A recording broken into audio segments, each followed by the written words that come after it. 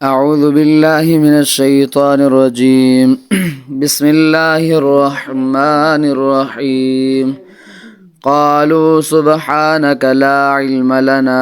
إلا ما علمتنا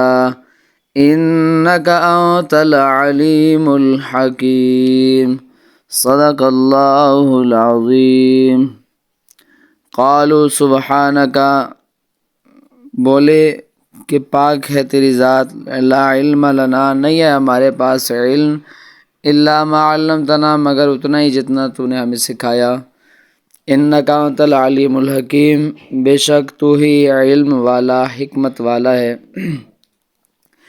لا علم لنا الا ما علمتنا ہمیں صرف اتنا علم ہے جتنا تو نے ہمیں سکھا دیا۔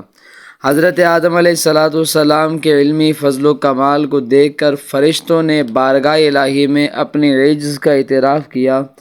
اور اس بات کا اظہار کیا کہ ان کا سوال اعتراض کرنے کے لیے نہ تھا بلکہ حکمت معلوم کرنے کے لیے تھا، اور اب انہیں انسان کی فضیلت اور اس کی پیدائش کی حکمت معلوم ہو گئی جس کو وہ پہلے نہ جانتے تھے۔